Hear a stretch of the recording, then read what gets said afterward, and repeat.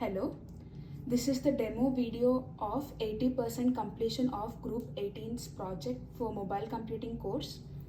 Our project is mobile offloading. In this project, we have created an Android application. This Android application can act as a master device or a slave device. A master device is the device that breaks up matrix multiplication tasks into several simpler tasks and assigns each slave device each computation. Slave device receives this simpler computation from the master device, computes and returns the value back to the master device. As you can see in the first page of our application, the user is asked to choose a mode, whether it's a master or a slave. Let me choose master. I'm also introducing slave devices. As you can see, the master device is right now searching for all the nearby devices that have accepted or that are available for taking on the requests. And as you can see, the request has been sent for both.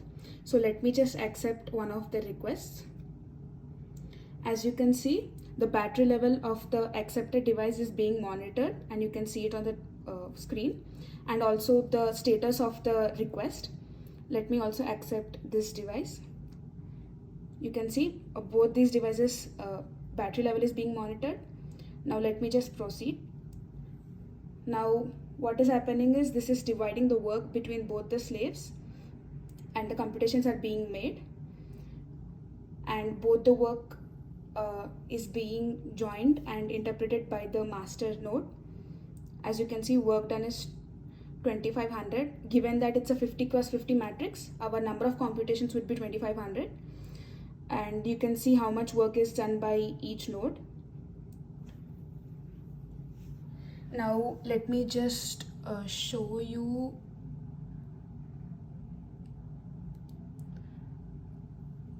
the calculations that have been made.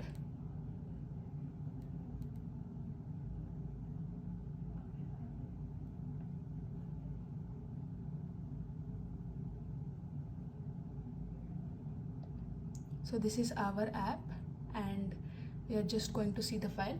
As you can see, m1.txt is our first matrix that is being used to calculate multiplication, and m2.txt is the second matrix, and results.txt is the result matrix that the master obtained by multiplying m1 and m2. And as you can see in workers underscore battery levels.txt, the battery levels of each and every slave node is being monitored along with its ID and its battery level. Now let us demo our failure recovery mechanism that we've built in our application. So let's just proceed and start the computations. As you can see, the computations are being divided among the two workers, and let's say for some reason I have disconnected one of the slave device. You can see all the traffic was routed to the other slave device, and you can see that the number of computations are way different. Like most of the work was done by this because this slave node was disconnected. On another note, as you can see, we are also monitoring the battery levels and also the distance between the mobile phones. So let's say during this calculation process, the battery of one of the slave nodes goes below the threshold that we have set, which is 30%, or if the mobile phone has gone out of the coverage area or the threshold distance that we have set, then the master node is going to recalculate those by sending these calculations to the other slave node, the similar way in which we have shown earlier. Thank you. Now we will be giving you an overall overview of our project. Right now the project starts with the main activity. In this main activity we essentially have two buttons, the master button and the slave button. Whenever each of this is clicked, its corresponding activity is triggered. When the master button is clicked, a worker search activity is started, and when slave button is clicked, worker initiation activity is triggered. So now what happens in worker search activities, essentially the master will be searching for the nearby devices, and based on their battery level and location level, it will be sending initiation requests to each of the devices. So that is what is happening in this part of activity. As you can see, it searches for the device and sends the request. Now what happens in worker initiation activity is that message is sent to each and every available devices, and it's asked for a yes or a no.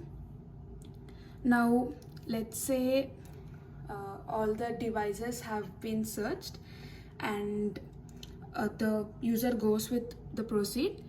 Then master activity is triggered, and in this master activity we will be essentially generating 2 matrices, and then those 2 matrices will be broken down to simpler tasks and then sent to the slave activity. And in the slave activity, once the user accepts the request, yes or no, worker activity is triggered. In this worker activity, we can see the status, whether it's working or not, or whether it's waiting for work. And there's